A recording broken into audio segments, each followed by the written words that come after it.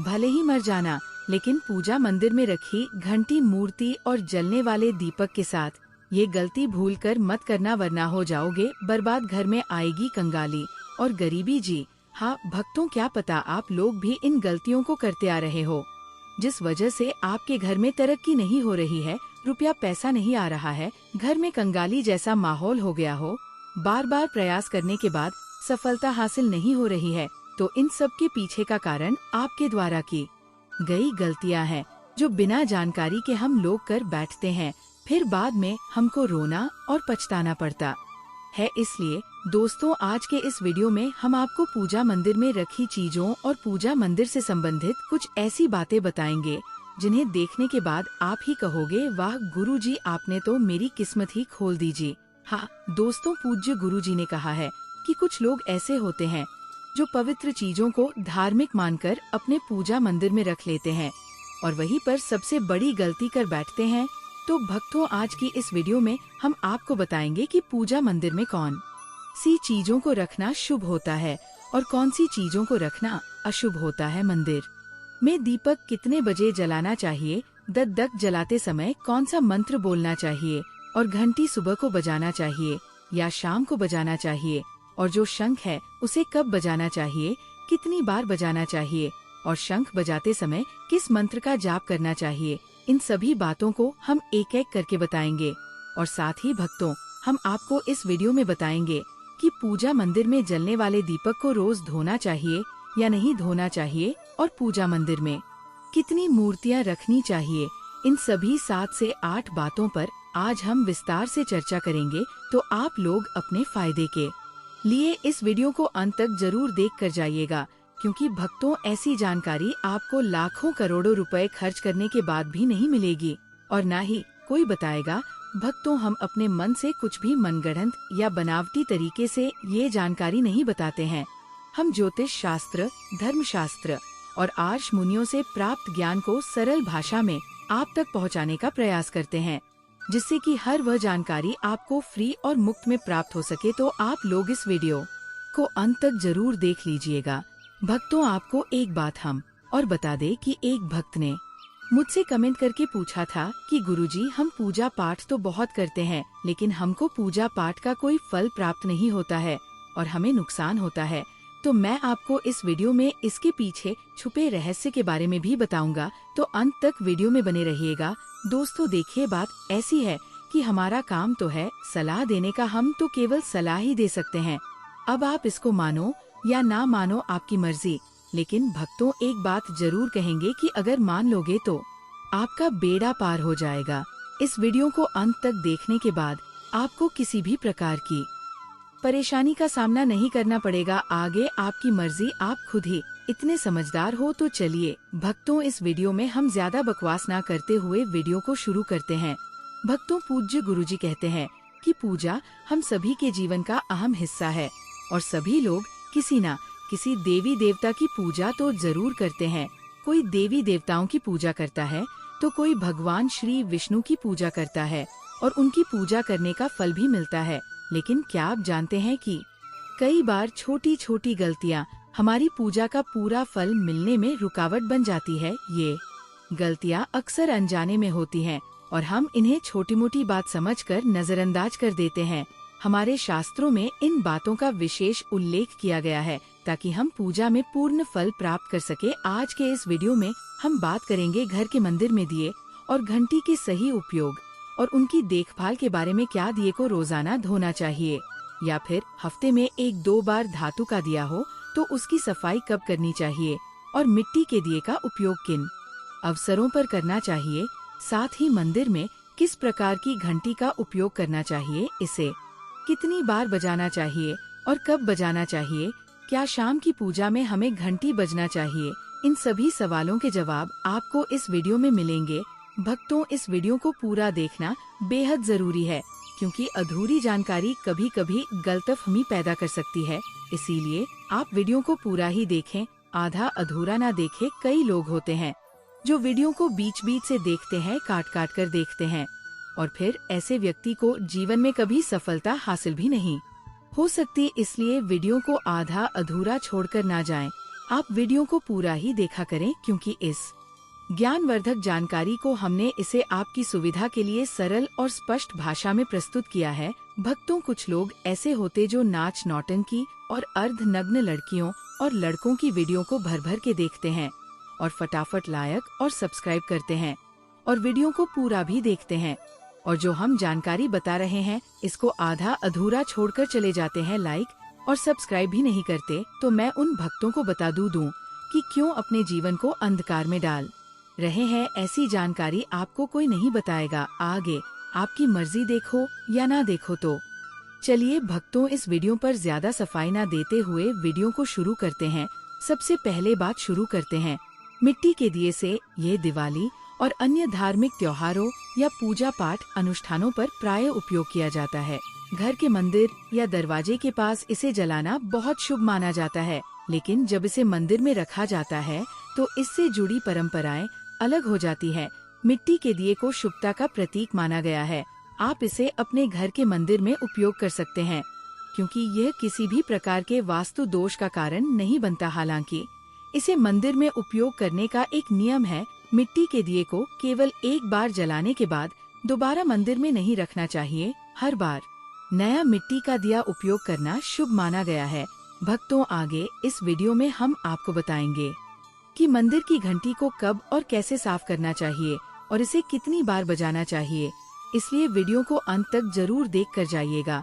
और भक्तों, आपसे एक रिक्वेस्ट करते हैं कि अगर आप इस चैनल पर नए हैं तो चैनल को सब्सक्राइब करके वीडियो को एक लाइक जरूर करें। साथ ही आप अपनी राशि या अपने शुभ नाम को कमेंट बॉक्स में जरूर डाल दें, क्योंकि हम राशि से जुड़ा भाग्य भी बताते हैं और भाग में चल रही परेशानियों को तत्काल दूर करने के लिए आसान से आसान उपाय भी बताते हैं। इसलिए देर ना करते हुए आप अपनी राशि कमेंट बॉक्स में जरूर डाल दें। तो चलिए भक्तों, आपका ज्यादा समय बर्बाद ना करते हुए वीडियो को आगे बढ़ाते हैं। दोस्तों, धातु के दियों के बारे में बात करें तो भक्तों, आपने देखा होगा कि लोग पीतल या तांबे के दियों का इस्तेमाल करते हैं। ये दिए न सिर्फ दिखने में सुंदर होते हैं, बल्कि इनका धार्मिक महत्व भी है। अगर आप भी इनका उपयोग करते हैं तो इनकी सफाई बहुत जरूरी है। इन्हें रोज धोकर साफ करना चाहिए और सबसे अच्छा तरीका है गंगाजल से इनकी शुद्धि करना। गंगाजल से इन्हें धोने से दिए की पवित्रता और घर में सकारात्मक ऊर्जा बनी रहती है। इस आदत को रोज अपनाएं, क्योंकि हफ्ते में 1 या 2 बार धोने से ये पूरी तरह से शुद्ध नहीं हो पाते। अब बात करते हैं घर के मंदिर में रखी घंटी के बारे में। घर के मंदिर में अक्सर पीतल की घंटी देखी जाती है। पीतल की घंटी की ध्वनि सकारात्मक ऊर्जा को बढ़ाती है और नकारात्मक ऊर्जा को दूर करती है। ध्यान रखें, घंटी को कभी भी दक्षिण दिशा में न रखें, क्योंकि इसे अशुभ माना जाता है। घंटी को पूजा स्थल के पास या मंदिर के प्रवेश द्वार पर रखना चाहिए। सबसे शुभ घंटी वो होती है जिस पर गरुड़ की नक्काशी बनी हो। इसे गरुड़ घंटी कहा जाता है और यह सबसे उत्तम मानी जाती है। अब जानते हैं कि घर में घंटी को कितनी बार बजाना चाहिए। भोग लगाते समय घंटी को 5 बार बजाना चाहिए। ऐसा करने से भगवान भोग को जल्दी स्वीकार करते हैं। पूजा के दौरान घंटी को जोर से या लगातार नहीं बजाना चाहिए। इसे केवल 3 बार ही बजाना चाहिए। घंटी को हमेशा दाहिने हाथ से बजाएं और मुख आपके सामने की तरफ होना चाहिए। साथ ही भक्तों, घंटी को कभी भी दक्षिण दिशा में नहीं रखना चाहिए, क्योंकि यह किसी भी पूजा सामग्री के लिए अशुभ मानी जाती है। जब भी घंटी मंदिर में रखें, ध्यान रखें कि इसका मुख पूजा स्थल की ओर हो। मंदिर में घंटी को सुबह की पूजा में ही बजाना चाहिए। शाम की पूजा में घंटी बजाने से अच्छा नहीं माना जाता। इस नियम का पालन करके आप अपने पूजा पाठ को अधिक फलदायक बना सकते हैं। इन्हीं सभी बातों के साथ एक और महत्वपूर्ण बात यह है कि जब भी आप किसी मंदिर जाते हैं, खासकर घर के बाहर के मंदिर में, तो मंदिर में प्रवेश करते समय ही घंटी बजानी चाहिए। मंदिर से बाहर निकलते समय घंटी बजाने की आवश्यकता नहीं होती। जब आप घंटी बजाते हैं तो इसका अर्थ होता है कि आप मंदिर में प्रवेश कर रहे हैं और यह आपके आगमन और उपस्थिति को दर्शाता है। एक बार घंटी बजाने का मतलब है कि आपने भगवान के दरबार में प्रवेश कर लिया है और अब आप उनकी पूजा आरंभ कर रहे हैं। अगर आप 2 बार घंटी बजाते हैं तो इसका अर्थ है कि आप अपनी प्रार्थना या मन की बात भगवान के समक्ष रख रहे हैं। चलिए भक्तों, अब हम आपको कुछ ऐसी बातें बताने जा रहे हैं जिन्हें शायद आपको कोई ना बताए। इसीलिए इन बातों को गौर से सुनिए, जिससे आप भगवान को आसानी से प्रसन्न कर सकते हैं। लेकिन दोस्तों, उससे पहले अभी तक कमेंट बॉक्स में जय माता लक्ष्मी नहीं लिखे हैं तो जय माता लक्ष्मी जरूर लिखना। जब आप हमारे कमेंट बॉक्स में जय माता लक्ष्मी लिखते हैं तो हमें काफी अच्छा लगता है, और आप हमारी वीडियो को लाइक करते हैं तो हमारा मनोबल बढ़ता है, जिससे कि अच्छी जानकारी होती है आप सभी लोगों के लिए लेकर के आते हैं।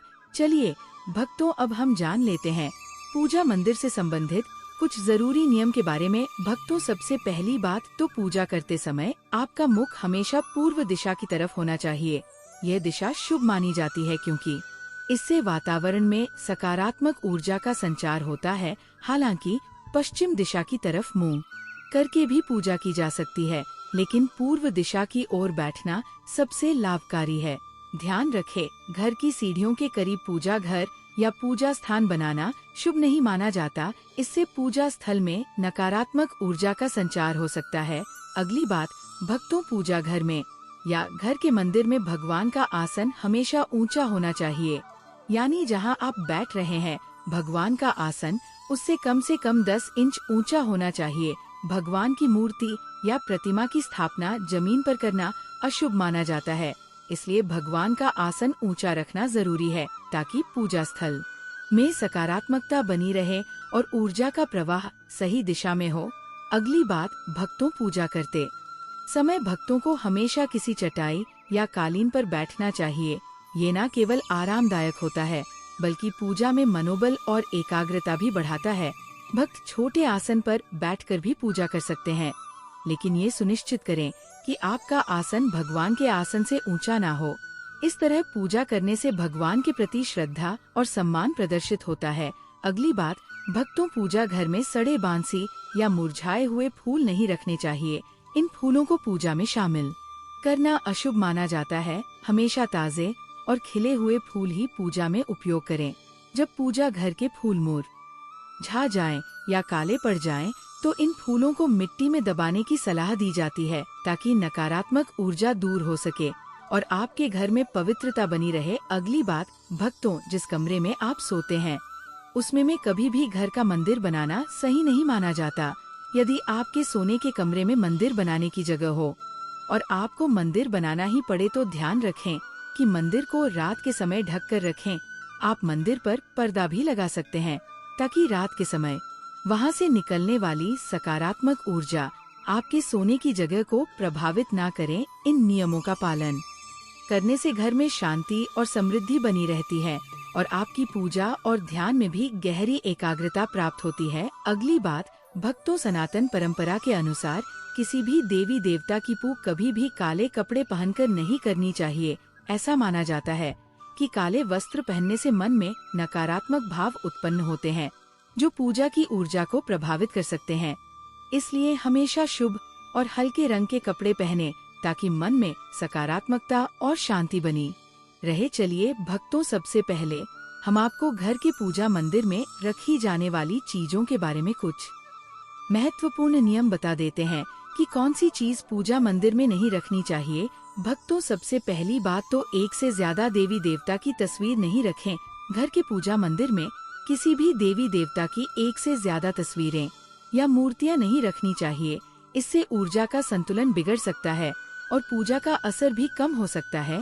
एक तस्वीर या मूर्ति को स्थान दें ताकि भगवान की ऊर्जा सही तरीके से आपके जीवन में आ सके, तो आपको इस बात का विशेष ध्यान रखना चाहिए। अब दूसरी बात पूजा मंदिर में रखे शिवलिंग से जुड़ी है। भक्तों, शिवलिंग घर में रखना बहुत पवित्र माना जाता है, लेकिन इसके कुछ नियम भी हैं। यदि आप शिवलिंग रखते हैं तो ध्यान रखें कि ये सही दिशा में और सही तरीके से रखा जाए। इसे हमेशा उत्तर या पूर्व दिशा में रखें ताकि इसकी पूजा सही प्रभाव डाले। इसके अलावा शिवलिंग को कभी भी गंदे स्थान पर या ऐसी जगह पर ना रखें जहां वहां ज्यादा हलचल हो। भक्तों, अब तीसरी बात, भगवान की टूटी हुई मूर्तियां ना रखें। भक्तों, भगवान की मूर्तियां और तस्वीरें हमेशा अच्छी स्थिति में रखनी चाहिए। अगर किसी मूर्ति या तस्वीर में कोई भी टूट फूट हो तो उसे पूजा स्थान से हटा देना चाहिए। टूटी हुई मूर्ति भगवान की पवित्रता को कम कर सकती है और आपके पूजा स्थल की ऊर्जा भी प्रभावित हो सकती है। इसे सही तरीके से त्याग देना चाहिए ताकि घर में सकारात्मक ऊर्जा बनी रहे। पूजा स्थल पर शंख, गोमती चक्र और एक पात्र में जल रखना बहुत शुभ माना जाता है। शंख का अर्थ है भगवान के आशीर्वाद की ध्वनि। गोमती चक्र से घर में समृद्धि आती है और जल रखने से घर की ऊर्जा शुद्ध होती है। इस जल को नियमित रूप से बदलते रहें और शंख और गोमती चक्र को हमेशा साफ रखें। भक्तों, अगली बात, पूजा स्थल को हमेशा साफ और शुद्ध रखना बहुत जरूरी है। गंदगी से नकारात्मक ऊर्जा का संचार होता है जो पूजा की प्रभावशीलता को कम कर सकता है। रोज पूजा स्थल की सफाई करें ताकि वहां का वातावरण हमेशा सकारात्मक बना रहे। साथ ही पूजा स्थान को हमेशा व्यवस्थित और सुंदर रखें ताकि ध्यान केंद्रित करने में कोई विघ्न न आए। चलिए भक्तों, अब हम जान लेते हैं पूजा मंदिर से संबंधित कुछ नियमों के बारे में। पूजा स्थान को हमेशा घर के शांत और पवित्र स्थान पर रखना चाहिए। जैसे उत्तर पूर्व दिशा में, ये दिशा घर में सकारात्मक ऊर्जा का संचार करती है और पूजा का प्रभाव बढ़ाती है। पूजा स्थल को कभी भी बेडरूम या रसोई के पास नहीं रखना चाहिए क्योंकि इन जगहों पर नकारात्मक ऊर्जा हो सकती है। ध्यान रखें कि पूजा स्थल के आसपास का वातावरण साफ और व्यवस्थित हो ताकि ध्यान केंद्रित करने में कोई विघ्न न आए। चलिए भक्तों, अब हम आपको कुछ ऐसी बातें बताएंगे जिन्हें शायद आपको कोई भी ऐसी बातें लाखों करोड़ों रुपए खर्च करने के बावजूद भी ना बताएं। लेकिन भक्तों, उससे पहले आपसे एक रिक्वेस्ट करते हैं कि अगर आप इस चैनल पर नए हैं तो चैनल को सब्सक्राइब करके वीडियो को एक लाइक जरूर करें। साथ ही आप अपनी राशि को कमेंट बॉक्स में जरूर डाल दें क्योंकि हम राशि से जुड़ा भाग्य भी बताते हैं और भाग में चल रही परेशानियों को तत्काल दूर करने के लिए आसान से आसान उपाय भी बताते हैं।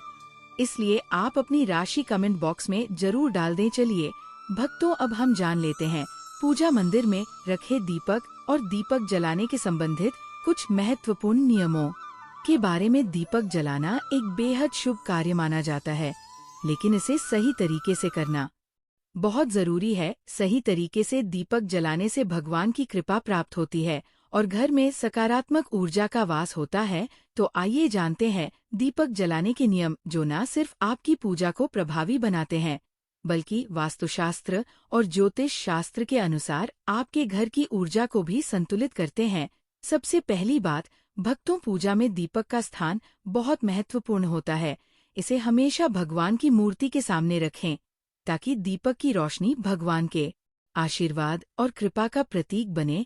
इस तरह से दीपक का प्रकाश आपके पूजा स्थल को पवित्र और ऊर्जा से भरा हुआ रखता है। हिंदू धर्म में ईश्वर की पूजा में दीपक जलाने के कुछ खास और महत्वपूर्ण नियम बताए गए हैं। जैसे कभी भी खंडित दिया नहीं जलाना चाहिए क्योंकि ऐसा करने से पूजा में अपवित्र आ सकती है। इसी तरह पूजा के समय 2 दीपक एक साथ नहीं जलाने चाहिए क्योंकि इससे ऊर्जा का संतुलन बिगड़ सकता है। तेल और घी का दिया तो भूलकर भी एक साथ नहीं जलाना चाहिए क्योंकि दोनों की ऊर्जा अलग होती है और इससे पूजा की शक्ति प्रभावित हो सकती है। दूसरी बात, भक्तों, वास्तुशास्त्र के अनुसार घी का दीपक हमेशा बाएं तरफ और तेल का दीपक दाएं तरफ रखें। ऐसा करने से पूजा स्थल में ऊर्जा का संतुलन बना रहता है और घर में सकारात्मक प्रभाव पड़ता है। तेल और घी दोनों दीपकों का संयोजन बहुत शुभ होता है, लेकिन सही दिशा में उनका स्थान तय करना जरूरी है। भक्तों, तीसरी बात, ज्योतिष शास्त्र के अनुसार दीपक को कभी भी पश्चिम दिशा में नहीं रखना चाहिए। पश्चिम दिशा को नकारात्मक ऊर्जा की दिशा माना जाता है और दीपक को इस दिशा में रखने से पूजा का प्रभाव कम हो सकता है। दीपक को उत्तर या पूर्व दिशा में रखना सबसे अच्छा होता है। यह दिशा पूजा में सकारात्मक ऊर्जा का संचार करती है और आपकी पूजा को फलदायी बनाती है। चौथी बात, दीपक जलाते समय हमेशा ध्यान रखें कि उसकी बत्ती का मुंह पूर्व या उत्तर दिशा की तरफ हो। यह दिशा सकारात्मक ऊर्जा की दिशा मानी जाती है और इससे आपकी पूजा में बढ़ी हुई शक्ति और प्रभाव का अनुभव होगा। साथ ही भक्तों, पूजा में घी के दीपक में रुई की बत्ती और तेल के दीपक में लाल मौली वाली बत्ती का उपयोग करें। यह पर परंपरा, वास्तुशास्त्र और ज्योतिष शास्त्र दोनों में ही शुभ मानी जाती है रुई की बत्ती से दीपक का प्रकाश साफ और स्थिर होता है, जबकि लाल मौली वाली बत्ती से वातावरण में सकारात्मक ऊर्जा का प्रवाह होता है। पांचवी बात, नवरात्रि में खास ध्यान रखें कि माँ दुर्गा और माँ लक्ष्मी के सामने गोल बाती का दीपक नहीं जलाना चाहिए। इससे पूजा में कोई अनिष्ट प्रभाव उत्पन्न हो सकता है। नवरात्रि और विशेष अवसरों पर दीपक का आकार और बत्ती का प्रकार ध्यान से सुनें ताकि देवी देवताओं की कृपा प्राप्त हो।